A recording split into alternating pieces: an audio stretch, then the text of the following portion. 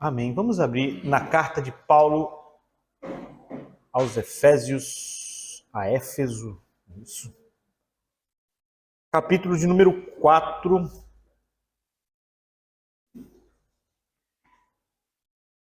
versículo de número 11. Deus deu dons aos homens. Deus deu dons à igreja.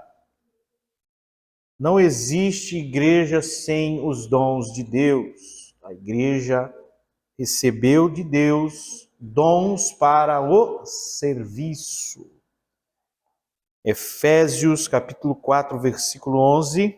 Ele mesmo concedeu uns para apóstolos, outros para profetas, outros para evangelistas, outros para pastores e mestres, com vista ao aperfeiçoamento dos santos, para o desempenho do seu serviço, para a edificação do corpo de Cristo, até que todos cheguemos à unidade da fé, no pleno conhecimento do Filho de Deus, a perfeita varonilidade, à medida, a estatura da plenitude de Cristo, para que não mais sejamos como meninos, agitados de um lado para o outro e levados ao redor por todo o vento de doutrina, pela artimanha dos homens e pela astúcia com que induzem ao erro.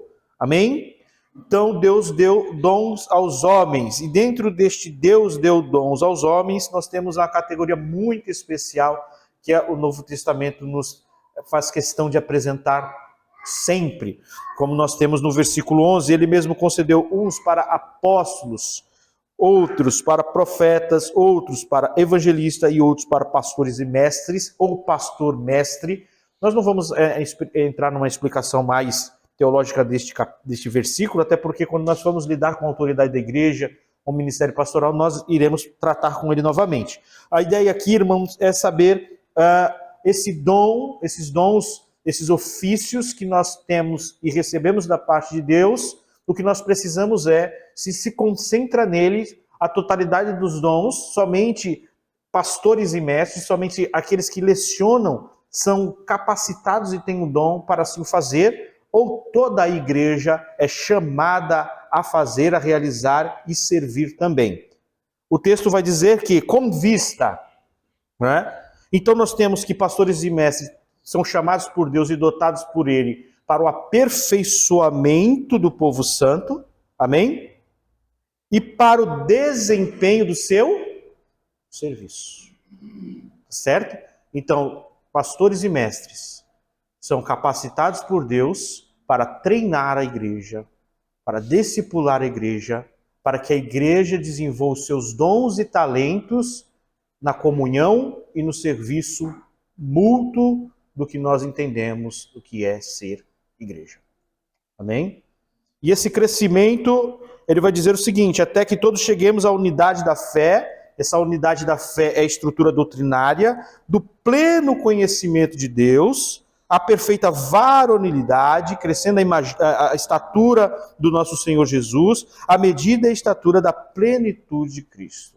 Maturidade da igreja, o avanço e a maturação da igreja, assim acontece a partir de que Deus deu esse presente à igreja, que é o ministério de pastor e mestre, para que a igreja não simplesmente se reúna em um dia da semana, ouça e retorne à sua casa para viver de qualquer forma, viver de qualquer maneira. Não, ela é aperfeiçoada pelo ministério pastoral no uso da instrumentalidade da palavra de Deus, para que a igreja assim comungue em unidade, desenvolva o seu dever no serviço, e a igreja assim é edificada no alicerce, no fundamento do Cristo e dos seus apóstolos. Amém? Irmãos, lembrando que nós, alguns domingos atrás, entramos na membresia da igreja, ainda faz parte da estrutura da natureza da igreja. O que é a igreja? Quando nós lidamos com a natureza da igreja, nós buscamos responder o que é a igreja. E respondendo o que é a igreja, nós aprendemos que a igreja, ela excede o entendimento de algo puramente organizacional, mas ela é um organismo vivo, não é isso? E ela possui marcas essenciais que faz com que nós percebemos e entendamos essa resposta, o que é a igreja. E as marcas essenciais da igreja, destacada no livro, são 3. Quem lembra quais são as 3? Unidade, pureza, presença do evangelho, e observação dos sacramentos. 3 marcas essenciais destacadas no livro, 3 marcas. A igreja é una, unidade, pureza e verdade. Essas 3 marcas essenciais, ela pode ser presumida ou resumida daquelas características destacadas desde antigamente, que era chamada sobre a catolicidade da igreja, a apostolicidade da igreja, a unidade da igreja e a santidade da igreja. A igreja é una, apostólica, católica e santa. Amém? São características essenciais da igreja. Tá? Então, quando a membresia faz parte da natureza da igreja, uma vez que a igreja não é este prédio. Uma vez que a igreja não é composta por essas cadeiras. Essas coisas todas estão a serviço da funcionalidade orgânica da igreja. Porém, em si mesma, ela não é. Ela é um prédio, ela é um estabelecimento, é um local. Ok? E uma vez que nós estamos lidando com a igreja, sua natureza, autoridade, propósito e culto, e se a igreja é constituída de pessoas que pela fé estão unidas a Cristo e unidas uns aos outros, logo a membresia compõe a resposta do que é a igreja, ok? Então, nada mais, nada menos do que a necessidade de nós falarmos sobre a membresia da igreja.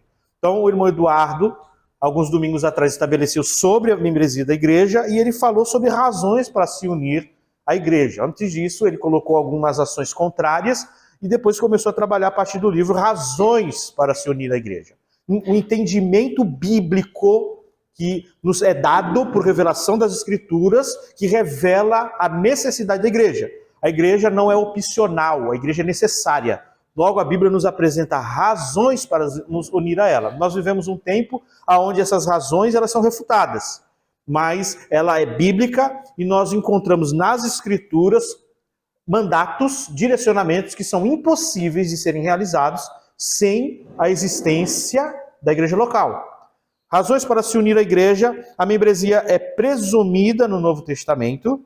Outro ponto destacado no livro, a membresia da igreja é evidência do novo nascimento, também foi colocado. A membresia é essencial para a santificação. A membresia da igreja é essencial para amar a Cristo. A membresia da igreja é essencial para a obediência. E a membresia é um instrumento de Deus para prestações de contas. E aqui, então, ele conclui. Tá? Então, ele estabelece 6 pontos que coloca razões para se unir a uma igreja. O irmão Eduardo ainda lembrou muito bem que são um resumo, né? São tópicos que nós podemos dialogar muito mais sobre isso, porém o livro ele cumpre um papel bem mais resumido, não é um livro considerado uma teologia sistemática, algo robusto, né? Mas ele é um bom e um excelente direcionamento para nós. Pensando aqui, uma passagem bíblica, se você não souber de cabeça citar o livro, mas uma situação bíblica que faz com que nós entendamos o seguinte, olha, aqui nessa passagem, vamos lá, vou recapitular. Você está conversando com alguém que é contrário à membresia da igreja local, e essa pessoa diz, olha, eu não entendo, não enxergo a membresia no Novo Testamento. Eu vejo que a igreja se reúne de forma aleatória, ela pode ser algo que, na casa do irmão Kaique, uma vez na casa do irmão Sidney, e eu vejo que a igreja é isso. Eu olho para o Novo Testamento, eu vejo a igreja em casas, né, que o pessoal fala. O pessoal contra o aspecto institucional. Uma passagem bíblica, entendimento bíblico do Novo Testamento que contraria isso e nos mostra que só é possível a execução que a Bíblia está nos direcionando com o entendimento da igreja local. Alguém tem alguma para citar? Se não lembrar a passagem em termos do livro ou da epístola, não tem problema, mas a situação, que era o princípio contido. Atos 2,42, Mateus 18. Por que Mateus 18 nos pressupõe a membresia da igreja? Por conta dos princípios de disciplina eclesiástica. Atos 2,42. Por que, Wesley, Atos 2,42 nos dá essa... Diz aqui, né? Se asseveravam na doutrina dos apóstolos e na comunhão, Era uma vez temor e muitos prodígios sinais eram feitos por igreja. Perseverava na comunhão. Sim. Então ela está pressupondo, ela está nos ensinando que são movimentos que são impossíveis de serem realizados uma vez que a igreja não se conhece, uma vez que a igreja é uma reunião de pessoas que se veem esporadicamente. Oi, tudo bem? Como eu sou fulano, eu vim de lá, eu vim de cá e tal, e estamos aqui fazendo. Então são textos. O irmão Mateus citou também a questão da disciplina eclesiástica, não é? E quando nós temos ela sendo executada, por exemplo, em 1 Coríntios, nós temos que aquelas pessoas conhecem o problema, aquelas pessoas conhecem o irmão que caiu e precisa ser disciplinado, precisa ser chamado a arrependimento, logo restaurado. Então, o entendimento de disciplina eclesiástica nos traz essa estrutura e essa ideia de membresia, de igreja local. As pessoas se conhecem, tá? Outro ponto que você pode lembrar é as listas das viúvas. Tá? As listas das viúvas que eram listadas e recebiam auxílio da igreja por serem viúvas. Essas irmãs, elas precisam ser conhecidas. Tem elementos no texto que elas precisavam ser conhecidas. Vai dizer que não seja, tem idade, né? Aí ela teria colocado na lista com certa idade, porque ela poderia casar de novo, e tudo isso. Isso nos traz o entendimento de que essas pessoas se conhecem, essas pessoas estão juntas. As cartas são direcionadas nominalmente, muitas vezes, tá? Por mais que tenha o nome da região, e a pessoa fala, é o nome da região. Então pode ser a casa do fulano, casa... Por mais que a carta é direcionada a uma região, você tem o nome, muitas vezes, daquele que está recebendo a carta, com o nome daqueles que estão se reunindo. Então, a igreja, a membresia, ela é provada de forma necessária na Bíblia. É impossível vivermos uma comunhão de aconselhamento mútuo sem que eu não conheça o Sidney, sem que o Sidney não me conheça. Entendem isso, irmãos? Então, as pessoas, isso chama-se um aspecto biblicista, que elas querem textos específicos para provar ações ou negá-las. E não entende o conceito teológico de princípio. A teologia, ela visa você lidar com as escrituras e extrair o conceito teológico, o princípio que está ali, muitas vezes não tão claro em um texto, mas outro texto trazendo a luz, trazendo o entendimento mais completo, e assim você formando a doutrina e o entendimento bíblico. Você pode não encontrar um texto bíblico que vai dizer claramente, ali via tantos irmãos, e o nome de cada irmão era como nós temos a genealogia dos judeus, por exemplo. Isso não coopera contra a membresia da igreja, de forma nenhuma. Se assim fosse, nós não poderíamos crer e pregar sobre a doutrina da Trindade. Amém? Alguma pergunta aqui? Então, a gente vai entrar agora na forma prática, o sentido prático daquilo que o irmão Eduardo expôs como a membresia da igreja, esse entendimento amplo, panorâmico do que é a membresia. Agora nós vamos ver a membresia no sentido prático. Um membro é alguém que visita a igreja aos domingos, é alguém que passa por um culto, é alguém que vai aleatoriamente no dia que ele quer. Será que é isso? Os deveres, então a gente entra aqui, tá? A partir então do capítulo, ainda dentro do ponto da natureza da igreja, os deveres dos membros da igreja. Muitas vezes, só de olhar o título, aqueles que são contrário à ideia do dever já começa a ficar com comichão. Nós vivemos, a gente sempre, né? Acho que todas as gerações sempre lidou com essa fala, porque neste tempo, né? Esta geração. Então, como a nossa geração um pouquinho mais velha está passando, a gente sempre vai dar porrada na geração mais nova. Não se preocupe, um dia vocês darão porrada numa outra geração e assim vai ser sempre. Os deveres dos membros da igreja. Gostaria já para a gente pensar na questão do todo, olha, já presente aqui no livro, na citação do Jeffrey Johnson. Todo cristão tem tanto responsabilidades como privilégios. Perceba em Efésios 4. Ele mesmo concedeu um para apóstolos, outro para profetas, outro para pastores, outro para evangelistas, outro para pastores e mestres, com vista ao aperfeiçoamento dos santos, toda a igreja, e o desempenho do seu serviço. Então nós temos categorias de dons, mas não exime ninguém da igreja, porque existem esses ofícios, apóstolos, evangelistas, pastores, mestres, profetas, e os demais são pessoas aleatórias. Não, não. Todo cristão tem tanto responsabilidade como privilégio de participar e compartilhar do dom espiritual que Deus tem dado à igreja. Primeiro ponto, então, estabelecido, esses homens que Deus deu dom e capacitação, ele deu para que aperfeiçoem o povo santo para o seu serviço. Logo, toda a igreja, todo membro possui dons de Deus. Todos. A partir de um regenerado, esse irmão, esse crente, ele é, por Deus, presenteado com dons espirituais. Mais uma vez, todo cristão foi enxertado no corpo de Cristo e pessoalmente recebeu dons do Espírito Santo. Vamos abrir Romanos 12.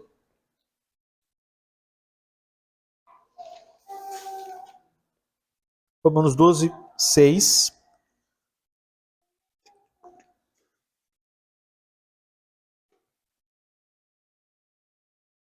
Quem quiser ler, pode ler. De modo que ele teve diferentes dons, segundo a graça que nos é dada. Se é profecia, seja ela segundo a medida da fé. Amém. Eu vou ler o 4, porque ele dá um entendimento amplo, né, do sentido de que é todos mesmo. Porque assim como um só corpo temos muitos membros, mas nem todos os membros têm a mesma função. Né? A analogia do corpo, a imagem da membresia na ideia de um corpo. Assim também nós, da mesma forma que um corpo, também nós. Conquanto muitos somos um só corpo de Cristo, e membros um dos outros. Membros um dos outros é uma categoria especial? É os pastores? É os mestres? Não, é toda a igreja compõe o corpo de Cristo. Então todo cristão foi enxertado no corpo de Cristo, tá? E pessoalmente recebeu dons do Espírito. Então todos. Para ajudar, como nós lemos aqui, já em Efésios 4, nós não precisamos ler, nós já lemos, para ajudar o crescimento espiritual dos outros membros do corpo de Cristo. Certo?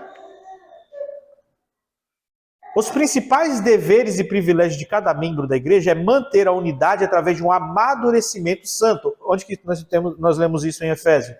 Vou voltar lá para de novo. Efésios 4.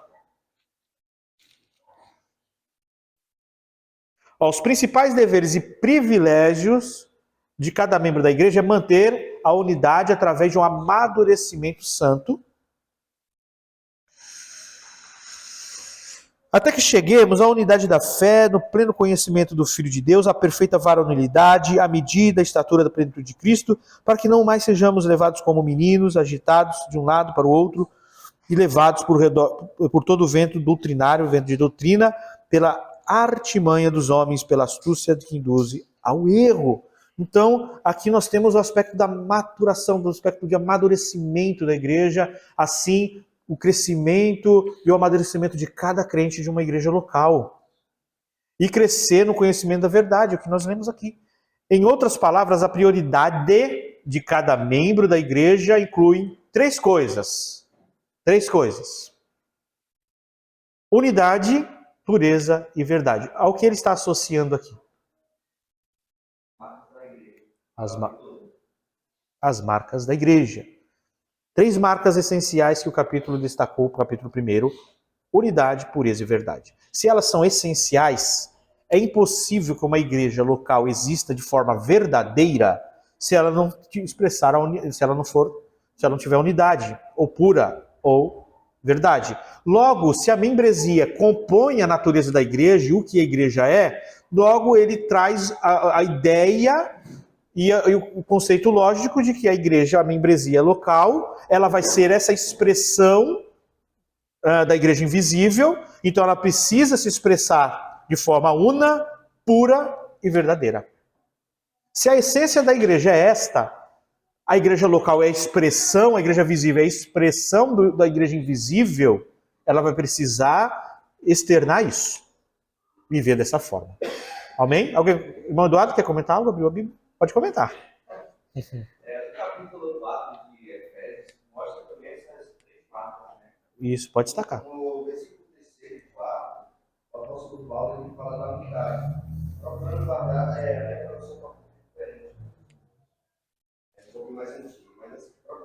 da unidade do Espírito pelo vínculo da paz. Há um só corpo. Então já fala da unidade. Sim. É um só corpo. E depois a gente vai ver, lá no versículo 15, que fala o seguinte: antes, seguindo a verdade de amor, cresçamos em tudo naquele que é o cabeça. Fala então aqui da verdade. E a pureza é todo ensino, né? Até que todos cheguemos à unidade da fé e ao conhecimento do Filho de Deus, a uma perfeita medida da estatura completa de Cristo. Isso é a verdadeira santidade e pureza na vida do cristão, limitada a Cristo. Então a gente vai ver toda a passagem, né, do capítulo 4, essa unidade, pureza, verdade, e como na oração sacerdotal do nosso Senhor Jesus Cristo. Amém. E, irmãos, outro ponto que a gente precisa pensar aqui é, sempre quando nós lembramos, né, da igreja invisível, que é a união que cada crente tem pela fé em Cristo, né, e uns com os outros na habitação do Espírito, a igreja invisível, ela é externada, né? Ela se expressa visivelmente. Então, nessa expressão visível que é a igreja local, essas marcas, elas precisam acontecer. De forma plena, de forma... a igreja invisível é de fato onde ocorre isso. Por quê? Porque quando a unidade, a pureza e a verdade elas vão ser externadas, elas vão existir alguns problemas que conspiram contra essas marcas. Nós vamos ver à frente. Porém, não tem como confessar uma igreja verdadeira se elas não existirem, ainda que lutando contra o pecado. Ok? Então, o primeiro ponto que nós vamos trabalhar dos deveres da membresia é a unidade. E dentro desse conceito de unidade, o Jeffrey Johnson separou 3 tópicos. Os membros devem ser ativos e fiéis em sua participação na igreja. Não é algo simplesmente aleatório. Os membros devem servir uns aos outros. Os membros devem amar e honrar uns aos outros. Então nós temos esse conceito maior, a primeira marca essencial, que é externada na igreja visível, que é a unidade. E dentro da unidade, esses 3 tópicos serão trabalhados com a graça de Deus. Os membros devem ser ativos e fiéis em sua participação na igreja. Os membros devem servir uns aos outros. Os membros devem amar e honrar uns aos outros. Já se achou aí? Que bom. Então vamos lá, uma pequena introdução sobre a unidade. A unidade dos cristãos é a mais bela aos olhos de Deus. É mais do que a ausência de discórdia. Tá? Então, unidade é mais do que a ausência de discórdia, pois inclui uma calorosa comunhão saturada de amor e boa vontade. Então, é mais, a gente podemos afirmar o seguinte: olha, eu faço parte de uma igreja bíblica, né? A gente sempre está falando isso. E lá a gente tem um pensamento doutrinário comum. A gente não fica lá debatendo teologia para nos... nós não temos esse problema, nós temos uma confissão de fé. Então, aquilo que nós dialogamos são causas menores, quanto no conceito maior, nós concordamos plenamente. E assim nos afirmarmos. Porém, sermos frios, pessoas distanciadas, pessoas que... A única expressão que existe nela é o conceito teológico e faz com que ela não viva em discórdia. Porém, ela não abraça seu irmão, ela não tem nenhuma expressão calorosa de comunhão. A participação dela no culto solene ou na comunhão dos irmãos sempre é pesada, pesarosa, dificultosa, né? Sempre meio que arrastada, mas ainda assim a gente mantém aquela ideia de que eu sou bíblico e doutrinário, mas não existe desejo caloroso pela comunhão, ou seja, então é mais do que a ausência de discórdia. É mais do que nós termos uma confissão de fé que nos une doutrinariamente e faz com que aqui não seja um campo de batalha.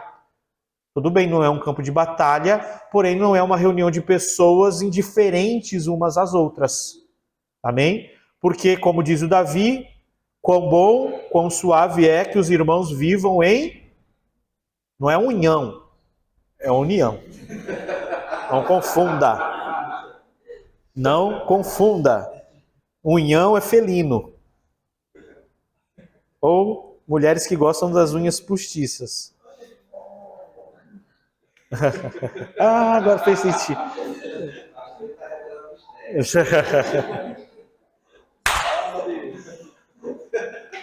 Unidade. Não há nada como adorar a Deus coletivamente, com um coração, uma mente unânimes. É uma coisa mais próxima do céu que encontramos. O irmão Eduardo fala muito isso, né? Sempre está na abertura, e é verdade. Quando eu li isso, lembrei do irmão Eduardo, que as aberturas, principalmente, ele sempre usa essa frase, essa fala. E, na realidade, se nós não conseguimos ter, né, essa comunhão, essa mente, essa questão dessa unidade, dessa ausência de discórdia, mas também uma comunhão calorosa em amor, e nós não visualizarmos nisso esse antegozo do céu, porque provavelmente nós também estamos desconectados ou muitas vezes frios à realidade da eternidade. Amém? Esse comportamento frio e distante com a realidade da membresia do culto local, ela pode ser um indicativo, um indicador de que a minha mente, o meu coração está distante do eterno. Ela é imediatista, ela é local, ela é material e, por assim dizer, muitas mais coisas. Unidade. Essa unidade é estabelecida pela comunhão que os crentes têm com Cristo Jesus. Então, outro ponto. Essa unidade não é estabelecida pelo dia do hot dog, pela noite da pizza, lá no mundo tem com João nós temos o sem João. Não, ela é estabelecida pela unidade, pela comunhão que os cristãos têm com Cristo. É ela que estabelece. Se fosse o contrário, ela não seria essencial. E por que ela é essencial? Porque ela é estabelecida por Cristo. Essa unidade é mais profunda do que o interesse compartilhado, pois está enraizada na vida espiritual que todo o povo de Deus compartilha em Cristo. Irmãos, muitas organizações, associações, sociedades, elas compartilham de um interesse, não é isso? Partidos políticos, ONGs, torcida, não é isso? Quantas pessoas, quantas organizações elas compartilham de um interesse e se unem em prol do interesse? Né? As legendas partidárias, elas revelam isso. Uma pessoa que, diabolicamente falando, ela é de esquerda, ela vai procurar outros malucos que nem ela para se juntarem ali. Não significam que elas concordam em todas as coisas, mas elas se unem num ideal. A igreja excede essa ideia, tá? Por quê? Porque a igreja é uma união orgânica e mística, tá? Pois está enraizada na vida espiritual que todo o povo de Deus compartilha em Cristo Jesus. Pensa bem, se a unidade da igreja local ela fosse simplesmente um interesse compartilhado, a membresia poderia ser facilmente de forma mista. A membresia não teria problema algum em compor ser uma coisa de crente e não crente. E por que ela não pode ser composta de crente e não crente? Porque ela é mais do que um interesse compartilhado. Ela, na verdade, está enraizada na vida espiritual que todo o povo de Deus compartilha em Cristo Jesus. Ficou bem poluído, mas eu leio, tá? Se você tiver o livro, está na página não marquei. Portanto, os cristãos não são exortados a criar uma unidade entre si. Nós não criamos essa unidade. Ela é estabelecida por Cristo. Como disse, me ajuda, Mateus, é Alan Sitch. Esse aí. Como se antes disso não existisse nenhuma. Por quê? Quem estabelece a unidade da igreja? Aí. Em vez disso, é dito para eles para se empenharem primeiro em preservar e depois em dar expressão plena e madura da unidade do Espírito criada por Deus. A igreja, ela é universal, invisível, porque a igreja é composta de todos aqueles que nasceram de novo, estão unidos a Cristo pela fé e unidos uns aos outros na habitação do Espírito. Ali nós temos o estabelecimento da unidade. Da mesma forma que a igreja visível é a expressão da igreja invisível, a nossa unidade ela não estabelece, mas ela é expressão da unidade estabelecida por Cristo. Essa unidade, por sua própria natureza, é promovida e consumada quando os irmãos em Cristo desfrutam e expressam juntos sua comunhão, como um único Senhor em um único Espírito. Amém? Bem claro aqui, né? Alguém quer fazer uma pergunta, uma consideração? Aqui.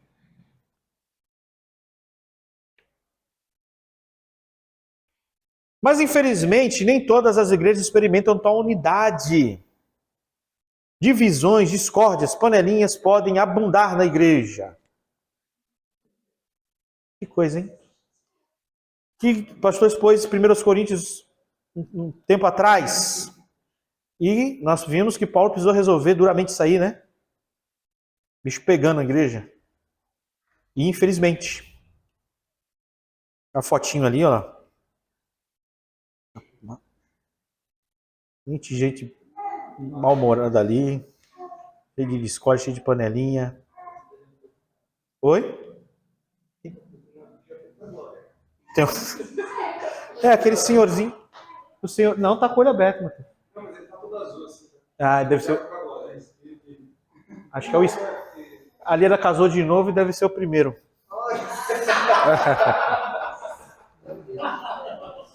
Ele tá ali olhando. Falou que não ia casar e casou. Isso acontece por duas coisas. Por duas coisas. Igreja local, igreja visível, expressão da igreja invisível. Porém, essa igreja invisível, imaculada, sem mancha, sem ruga, ela vai se expressar, ser externada visivelmente. E a gente ainda tem a natureza do pecado. Que coisa! Quando incrédulos estão misturados na membresia da igreja.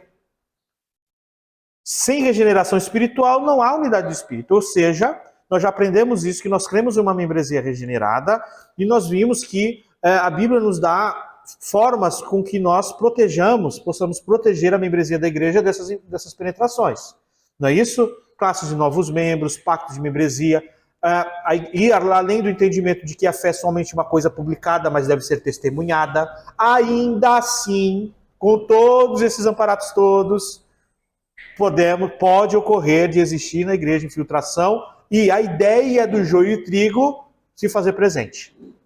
Tá? Por quê? Porque nós não somos perfeitos. Deus nos deu meios para checarmos essas coisas todas, mas ainda assim pode ocorrer que no meio da membresia da igreja existam pessoas com uma fé falsa. Então esse é um indicador que vai cooperar. Uma igreja repleta, a membresia falha. A igreja falha no recebimento e recebe porções de falsos membros. E qual o problema? Ela vai ser uma igreja cheia de divisões, uma igreja cheia de discórdia, uma igreja cheia de panelinhas. E pode abundar. E um dos pontos agravantes é o relaxo ao recebimento de pessoas e manter na igreja local de forma ativa, não convertidos, não regenerados. O que teologicamente nós chamamos de cristianismo nominal. Isso aí. Então, sem regeneração espiritual não há unidade. Não há unidade essencial e não vai existir unidade orgânica. A unidade orgânica, institucional presente ali, ela vai desfrutar de coisas que serão criadas pelas instituições para atender conceitos do não regenerado. Por isso que a igreja atual ela é repleta de coisas que não atinge a função do que é a unidade de forma essencial. Ela é puramente humana e institucional. Então ela vai ter uma porção, ponto aqui, ser ativo e fiel numa igreja local, como nós vamos ver, ela não pressupõe um ativismo mundano dentro da igreja. São conceitos diferentes. Eu não vou alongar aqui porque eu vou falar disso mais à frente. Somente para a gente ter uma introdução. Não confunda ser ativo, um membro ativo, com ativismo. Eu estou falando sobre ativismo. Ativismo é aquela questão, todo sábado a gente tem que ter a noite da pizza, todo sábado a gente tem que ter um eventinho, todo sábado a gente tem que ter uma coisa que promova a unidade, isso não é bíblico. Tá? Isso não é a unidade essencial. São coisas criadas institucionalmente que, na verdade, ao invés de lidar com o aspecto essencial da unidade, ela vai atingir essas pessoas. Então, por isso que a igreja, o conceito moderno, ela vai ser uma pessoa que ela atenda aos gostos das pessoas, as pessoas vêm para ser servidas, as pessoas são aquelas que vão para casa e falam assim, eu não gostei disso, ou eu gostei disso, eu gostei daquilo, eu não gostei daquilo, e assim por diante. E outro ponto, segundo lugar, que eu entendo que este aí não tem como a gente escapar, mas, segundo Efésios, tem como crescer. Esse a gente não escapa. Impossível escapar desse. Mas tem como avançar nele. Porque a vida cristã não é estagnada, não é estática, ela cresce. Nós vimos que principalmente os dons foi nos dado para isso, para o amadurecimento e o crescimento da igreja, para a santificação. Tá? Então, em segundo lugar, embora os cristãos tenham uma nova natureza e estejam unidos a Cristo, uns com os outros, o conceito da igreja espiritual, visível, eles ainda lutam contra o quê? Todos lutam contra o pecado aqui, irmãos? Ou só eu? Todos nós. Cristãos podem ser orgulhosos, duros e contenciosos. Não deveríamos, mas temos uma natureza pecaminosa. Imagina uma comunidade, a gente é batista, confessional, 1689, a gente não aceita em nossa membresia crentes não regenerados, porém os regenerados agem pior do que os ímpios, que luta, porque eles são orgulhosos, duros e contenciosos. Vou colocar no grupo lá uma pregação do Jonas sobre isso aqui, muito boa, por sinal. Né? Ele começa a destacar ali a nossa recepção, né? Quando nós vamos ninguém fala mal de sua igreja quando vai recepcionar na porta. Fala, Hélio! Não fala, né? Ninguém fala. Como o Jonas coloca aqui. Fica com a gente, volte mais vezes. Até a voz, né? Existe a voz da mulher, da esposa, falando com o esposo, com o filho e com as pessoas. Por exemplo, quando ela está comprando. Né? Existem as tonalidades todas. E a gente recebendo na igreja. Né? Seja bem-vindo. Sente aqui. A pessoa, nossa. Aí quando a pessoa vai se envolvendo, a gente se depara com orgulho, com contendas, com rancor, né? A gente vai perceber, nossa, gente, me enganaram na porta. Me enganaram na porta. Nós não estamos longe disso, por quê? Porque todos nós possuímos uma natureza pecaminosa, irmãos. Todos nós. O que pode ocorrer de diferença é grau de santificação, a santificação ela é progressiva e a maturidade. Porém, não existe ausência de natureza pecaminosa em nós. Onde quer que o rancor e o orgulho residam, então aqui residir significa algo estabelecido como prática, né? Presente continuamente. A unidade terá dificuldade de prosperar. Então assim, nós não criamos a unidade estabelecida por quem? Por Cristo, nós expressamos essa unidade, ela deve ocorrer, porém, esses que se unem para expressar o invisível, de forma visível, ainda vivem em um estado de natureza, possuem, não vivem, mas possuem uma natureza não escrava, mas porém ainda tem uma natureza pecaminosa. E ela vai ser um complicador para a expressão ativa da unidade. Tá certo? Então a igreja, o pecado, ele conspira contra a unidade da igreja local. Quem conspira contra a unidade da igreja local? Pecado. Tá? É ele. Portanto, você pode fazer sessão de descarrego, 7 campanhas sexta-feira, é o diabo que quer destruir a igreja, e ele quer mesmo. Porém, o primeiro ponto de ataque, o primeiro ponto de partida é o quem? Pecado. Tá? Pecado.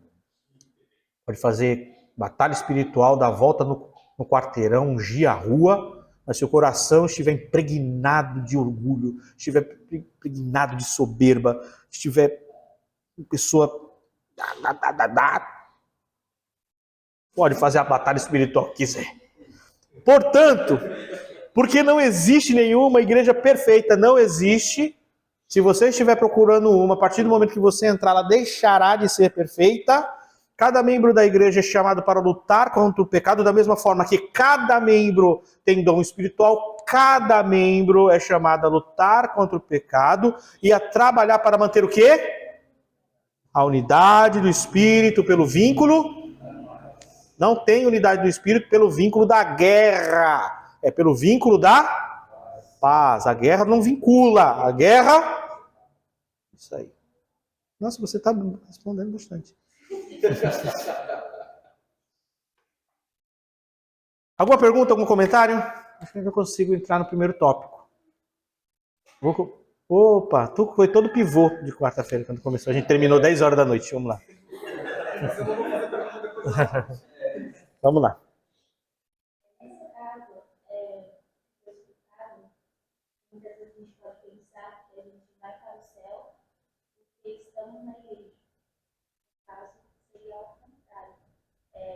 No caso de sermos uma igreja universal, visível, a unidade local é a expressão disso, não o ponto de partida, né? Não, ela expressa. A igreja local é uma expressão daquilo que já antecedeu. Aquilo que já foi feito por Cristo, tá? Você adentra a igreja do corpo local porque você creu em Cristo Jesus, foi regenerado, creu no Senhor Jesus, e assim você está unido a Cristo pela fé, tá? E assim nós somos habitados pelo Espírito Santo, e isso faz com que nós tenhamos unidade e comunhão com todos aqueles que estão unidos a Cristo. Porém, esses crentes, eles não são chamados a viver deslocadamente. Eles são chamados a viver em unidade, em comunidade, de forma corporativa. Então, esses crentes vão ser exortados a expressar essa comunhão com Cristo espiritual de forma visível local. Entendeu? Então, parte do que Cristo fez, da ação de Cristo, para o que é a expressão visível. A mesma forma, a unidade. Se isso ocorre, então as marcas da essência têm que ser essenciais, devem ocorrer dessa forma. É isso?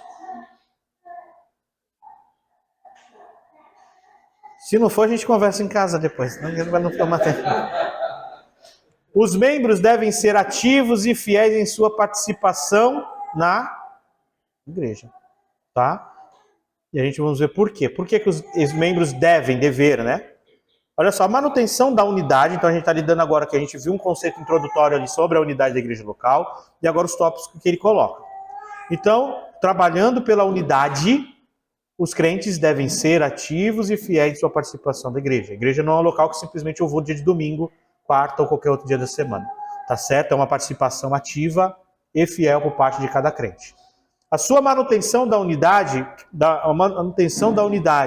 que Deus estabeleceu começa na adesão ativa e fiel da membresia da igreja. Se é uma expressão do que Cristo fez de forma visível, então ela começa com essa questão de ser ativo e fiel. Pois Cristo não projetou a igreja cristã para ser vivida de maneiras isoladas e separadas dos outros membros do seu corpo espiritual. Tá? Então a igreja ela é projetada para viver de forma nessa expressão visível. Então, para que ela ocorra de forma adequada, como Cristo projetou, como Deus projetou, é necessário, não é opcional, é necessário, tá certo? Se não for tratado como necessário, atinge o aspecto essencial, então descaracteriza o que é a igreja. Tá? A membresia, ela ser ativa e fiel, ela é algo necessário. A vida espiritual e os dons são designados por Deus para serem exercidos dentro do contexto da igreja. Então, a igreja, pensa aqui comigo, se você está lidando com alguém que tem um conceito contrário a isso, é desigrejado, entende que pode viver dessa forma, separado, deslocado do corpo local, os dons, eles pressupõem, cada crente ter dom, pressupõe a necessidade no corpo local. Tá? O fato de todos os crentes possuírem dons e talentos e trabalham para a edificação mútua, ela pressupõe a necessidade do corpo visível. Então Deus deu, a vida espiritual e os dons são designados por quem? Por Deus, Deus fazendo, Deus agindo, Deus nos dando o dom, Deus nos dando a capacitação para ser exercido dentro do contexto da igreja local. Ao nos unirmos a Cristo, olha só, o conceito místico, tornando-nos unidos aos outros membros do corpo de Cristo, conceito espiritual, visível, místico. Isso significa que o nosso próprio crescimento e maturidade espiritual estão interconectados com o crescimento e maturidade espiritual do corpo de Cristo. Nós vimos isso em Efésios. Tá? Então, ou seja, o fato de estarmos unidos a Cristo, unidos uns aos outros, na manifestação local, da forma prática, tangível, visível, isso vai ocorrer pela capacitação que Deus dá à igreja pelo Espírito para que ela funcione. Se ela precisa necessariamente ocorrer de forma orgânica e visível, logo, Deus capacita a igreja para que ela viva assim. Ok?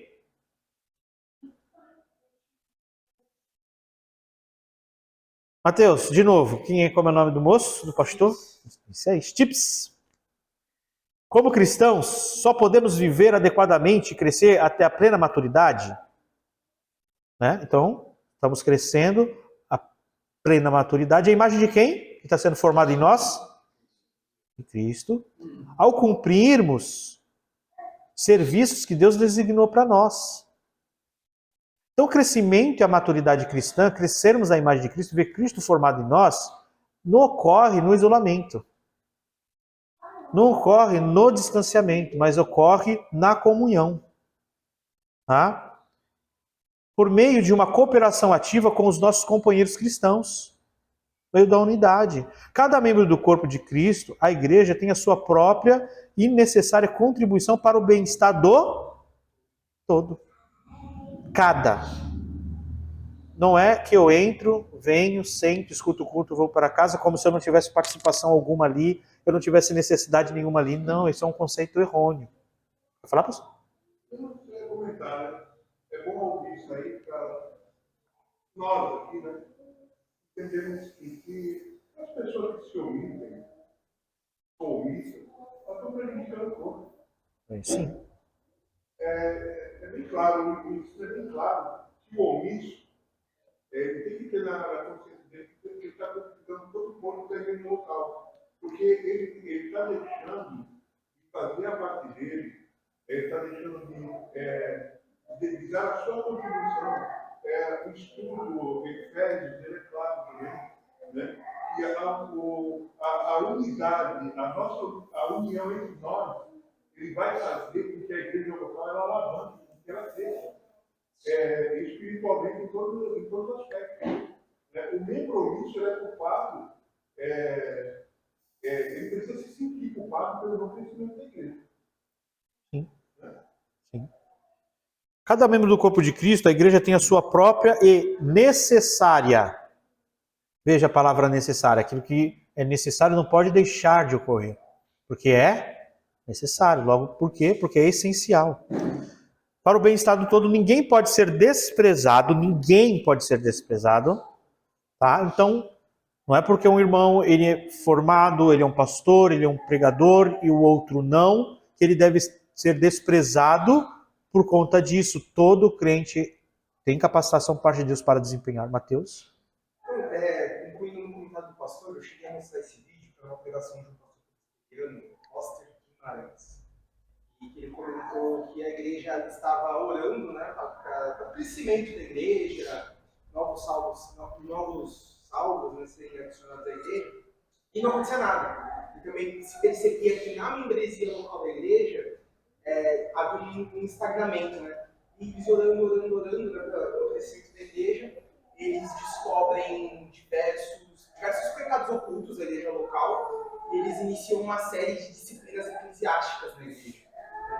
Diversos são meses, acho que foi de fevereiro a agosto, do ano específico, e a última foi uma das disciplinas mais duras. Só que depois de todo esse processo de disciplina eclesiástica, a igreja finalmente teve esse crescimento, não só em termos da membresia local, uma espécie de avivamento, mas como a igreja começou a crescer também numericamente. Isso é um ponto importantíssimo, né? Porque o que você falou, a igreja teve que lidar com aqueles dois problemas que a gente destacou no início. Quais são? Que que é contrário à unidade e à natureza pecaminosa. Então, o primeiro ponto de ataque do ministério pastoral, visto que o presbitério da igreja local, ele é capacitado por Deus, pastores e mestres, para o aperfeiçoamento do povo santo, quando ele observa isso, ele não precisa ficar colocando assim, igreja reformada não cresce. Está errado. O ponto de ataque é o quanto de mistura ou imaturidade pode estar ocorrendo no meio da igreja. E buscar a direção de Deus e proporcionar e oferecer ensinos bíblicos para o crescimento da igreja, chamar a igreja ao arrependimento, orar a Deus, é o Senhor que faz, para que Deus trate no coração da igreja. Amém? Qual é o ponto que Deus nos deu? Profissão pública, profissão de fé para a entrada, disciplina eclesiástica para a saída. Então, obviamente, precisa existir isso, muito bem colocado, irmão Mateus. Ninguém pode ser desprezado ou desconsiderado sem que isso resulte em danos e perdas para o corpo inteiro. Eu não vou ficar, é porque assim, ele está indo em partes. Então eu vou deixar para falar as partes dentro de onde ele já está estabelecendo, senão eu já vou gastar munição aqui, sendo que ele vai tratar da imagem maior do corpo, porque é muito fácil a gente entender isso na própria analogia que o Paulo nos dá do corpo, né? Isso é muito fácil, porque é muito claro, como o pastor Gutenberg disse, né? Então, todos possuem dom, todos são necessários para a edificação da igreja. Se precisamos da igreja para viver e amadurecer adequadamente, nós precisamos da igreja para crescer e amadurecer. Uma vez que eu sou ministrado por pastores, sou habilitado, ali estou sendo ensinado para que eu possa exercer e usar os meus dons para edificação mútua, para a edificação da igreja. Ali há crescimento em santidade, isso é a forma adequada de ser. Então precisamos ser ativos e fiéis aos propósitos da vida da igreja. Então é impossível que isso ocorra de forma correta se existir, como o pastor colocou, negligência. Negligenciar a igreja, negligenciar os deveres da membresia, ser um crente negligente, não ativo, ele está, como foi colocado, operando de forma contrária para o crescimento e o amadurecimento da igreja. Um membro inativo da igreja, segundo Joel Bick, é uma contradição de termos. Por que é uma contradição de termos? Vamos pensar nisso. Gastar os minutinhos finais. Um membro inativo da igreja, segundo Joel Bick, é uma contradição de termos. Por quê? O terceiro braço causa um peso, mas não faz o exercício daquilo que está nas escrituras, que é a edificação mútua do corpo de Cristo. Sim. Então, se é inativo, é como se tivesse um braço que funciona, só pesa. Perfeito, isso mesmo. Então, um membro, ele pressupõe saúde, funcionamento dentro do corpo, ele pressupõe funcionamento, a gente pode usar as imagens que a Bíblia já nos deu, do corpo mesmo. Então, se eu falo que eu tenho um braço, eu tenho um membro, pressupõe que esse braço se movimenta, coopera pelo todo, e todas as partes do nosso corpo assim o faz. Logo, um membro inativo, ele se torna uma contradição daquilo que faz parte do que é natural, do que é comum, que é ordinário. Então, a igreja afirmar, olha, eu tenho 40 membros, mas a igreja no total tem 50, porque no hall de membro tem tantos outros que são inativos. Sim, e é uma contradição de termos. A igreja ela precisa olhar seu... Levantou a mão? Pode falar. Vamos fazer uma analogia, como nós nos alimentamos na nossa casa, arroz, feijão, tudo. Todo o corpo ele é nutrido. Sim. Todos nós somos vitamina, minerais, proteínas. Se alguma parte do corpo não está chegando nutriente, não está chegando vitamina para se desenvolver, então algo está errado. Algo está errado. Ele se diz fazer parte do corpo, mas não está sendo edificado pela pregação, pelo corpo em si, então ele está um pouco mais para ele não está percebendo aquele que está sendo ministrado sobre ele. No culto da igreja, exatamente.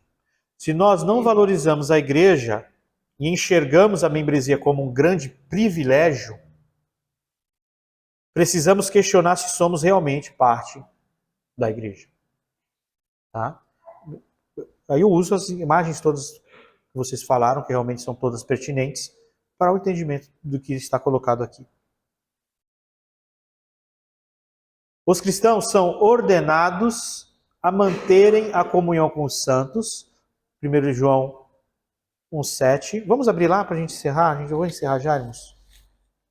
Esse finalzinho para mim finalizar o tópico. E no domingo que vem, se Deus permitir, a gente entrar no próximo.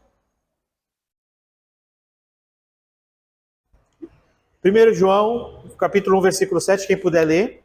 Se, porém, andarmos na luz, como ele está na luz, mantemos comunhão uns com os outros, e o sangue de Jesus, seu Filho, nos purifica de todo pecado. Então, A comunhão é ordenada por Deus, a comunhão é ordenada pelas Escrituras.